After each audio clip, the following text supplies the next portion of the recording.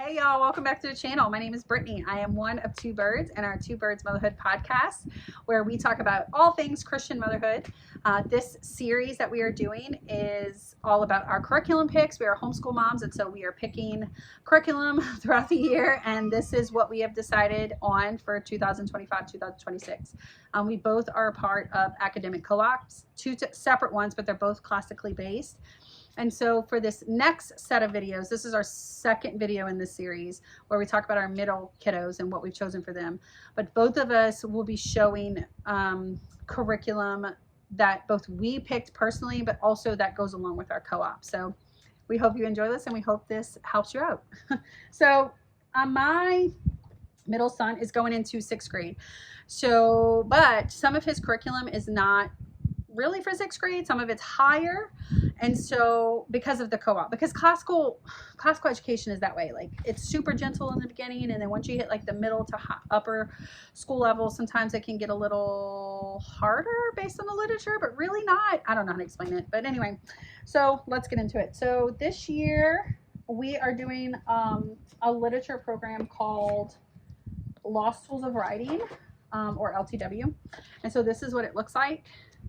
And this is all about persuasive essays. It goes through something they call the 5 canons. And so they'll build on those concepts with each essay. So let's see. Like for instance, the first essay is rudimentary persuasive essay, and then introductory persuasive essay, and then basic persuasive essay, and it just builds. It starts extremely simple, and then it builds upon that. With this curriculum, okay, he will read 7 books throughout the year. He gets 4 weeks to read the book and then 4 weeks to write his paper. So it might seem like a lot, but honestly, 4 weeks to read these little books is not, I mean, it's not much. And it's books that kids really enjoy. So if you want to snap that. So that will be his literature and his writing program. The next thing that we are doing through the co-op is something called Art of the Argument. Is his logic for this year. It's an introductory to informal fallacies. So basically learning how to argue and argue well, and learning how to spot fallacies in the argument. So this is a build up for debate. I really suggest that even if you aren't a part of an academic co-op, that you look into this. There's also one called The Fallacy Detective that is a little bit smaller, less work, but this one is great. The lessons are pretty short. There's little activities that you do at home, and then they'll discuss it Socratic style on their co-op day, which is once a week. So I really like this. I'm excited about this. So we have that. So that was literature, that was logic. This is our science this year. We are doing a research-based science. We are Christians. And so this is It Couldn't Just Happen by Lawrence Richards. And so, yeah, it's short lessons. It's not too long. Let's see, how many lessons does this one have? Hold on. 20. So it's 5 different parts and it's 20 lessons total. So this is a research base. So I think that there's a little bit of like activities they'll do with this. It's not very experiment heavy. It's more research based. So I'm excited about this. So we'll do that for science. For language this year, we are doing Latin. And if you are in a classical education base, Latin is typically the language that they go with, because it's the foundation for all languages. And so we really are excited about this. This is First Form Latin. They went with Memorial Press, which is, again, a classical curriculum company. And so it seems like it's going to be like intimidating, but it's really not. They break everything down really well. The lessons are not very long. Like this is one worksheet. This is the second worksheet. So they break everything down. This is the workbook for the student. They also have a student textbook. See how thin the textbook is? It's not as intimidating as it seems. Okay, there's DVDs, there's flashcards that go along with this. There's a teacher's manual. Plus they're doing this in a classroom base, so they'll be able to discuss and ask questions. I am not teaching this class, praise the Lord Jesus. It also comes with quizzes and tests if you choose to do that part. I am choosing to do that part just because I want to see what they know and don't know, and what they understood and didn't understand. That's basically why I'm doing this. So that is our language for this year. That'll actually be our language until graduation. So he's starting it. He's lucky. He's starting it in 6th grade and he'll do it all the way through 12th grade. We'll probably add in Spanish at some point and probably Cajun French, because that my family, half my mother's side is Cajun, and so I'd really like to learn the language. But yeah, that's what we'll do through high school. This is his handwriting.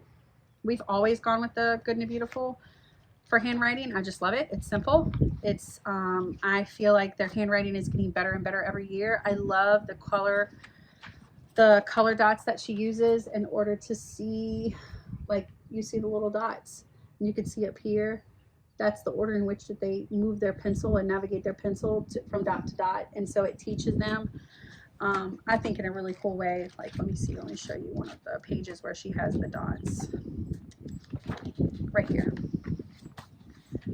So you see that? So I really like that. And then there's good moral character lessons throughout this. She reiterates some grammar in here. She also does some Bible verses in here. So I really enjoy her handwriting. So we're going to go with that again. And yes, handwriting is important. Don't let anybody tell you any different. So for grammar reiteration, this is something we have done for 2 years now. It's our 3rd year doing it. It's Fix It Grammar. If they don't finish this whole book in 1 year, I'm fine with that. It took them 2 years to finish their other book, just because if we were going to cut something out for the day because of like appointments or whatever, we cut out Fix It Grammar. This is mainly just to keep them practicing. And so Fix It Grammar, it's 1 lesson a day, so they will learn it. And then they have 4 days to practice it with different, and it's just 1 day. They look up the bold word. They look that up in the dictionary. They define it. They have to read it, they have to mark it, and then they have to fix it every day. So I really like it. It just reiterates grammar, and I like it. So we do that. His math this year, we're continuing with Saxon for the 25-26 school year, and then he'll switch to Denison for 26-27. But this is Saxon. I love Saxon. We use My Math Assistant in conjunction to this, so he works out all of his problems on paper, but the My Math Assistant offers a very short, sweet, to the point video, teaches it to them, and then they're able to input their answers as they work it out, and it'll tell him if it's wrong or not wrong. It'll let me know if he needs help. But it's a very independent program, which is what we needed for math, and my kids really enjoy Saxon. They love it. To them, it helps with their brain, and I can it's a lot if you do it according to the book, but we do 50 math facts instead of 100 every day. Sometimes we'll do all of the lesson, the lesson and the warm up and all that in 1 day, and then the mixed practice we'll save for the 2nd day if I feel like it's a hard topic and they need time to chew on it. So, but I really like Saxon. What is something else we're doing? Oh, so Darren last year only did IEW. Okay, IEW is the Institute of Excellence in Writing with Andrew Pudewa. If you know, you know, total fangirl. But he did style and structure for 2 years now, for 4th and 5th grade. And in 5th grade, I did not have him do any type of literature program outside of that. Like, I didn't do any grammar with him except for Fix It Grammar. And I think that he needs it. I think that he needs extra practice, maybe for another year or so. So I, on purpose, so we've always used the Good and the Beautiful until 4th grade, and then we switch over to IEW. So I, on purpose, got him the level 5, which is a level below where he's actually at, because I don't necessarily want it to be hard work. I just want him to be doing the work and practicing it so that he can have it in the back of his mind. That is the goal for this. So this isn't necessarily to teach it because he already knows it. It's really just extra reiteration of what he already knows, just to keep that muscle nice and strong. So we went with the Good and the Beautiful level 5. I really like this curriculum because it's very open and go. Like, this is lesson 25 here. This is lesson 26. And the way it works is one day he'll do a writing workshop and the next day he does a spelling workshop. We will probably skip the writing workshop in here because he's already doing persuasive writing. So we'll probably skip the writing portion, but he will do everything else. And so this is just reiteration of things that he should know, but needs practice in doing. So, and I like it because there's a parent teacher section and then there's a student section. So it'll give me some time with him because he's extremely independent. So is my oldest son. And so this will give me a little bit of time with him every day, which I think he needs. I think he needs that. So, yeah, that's what we went with. This is what the spelling workshop looks like. So it's not, this should not be hard for him. This should just be something that he uses to practice. With this program, if you choose to do the writing program, I like Jenny Phillips' books. They're very beautiful. The literature is really good. If you're classical or Charlotte Mason, then you are picking literature that is extremely clean and promotes good moral behavior, promotes creativity. It's thought-provoking. The words are a lot harder than a lot of the modern books. So she does that in her books. So I really like it. So this is 4 of the books that it comes with. The kit actually comes with, oh, I'm gonna do like this. This one and this one, okay? And then we also have watercoloring. My kid, he will do this. He absolutely loves art, loves it. So this is what the book looks like that the child will watercolor.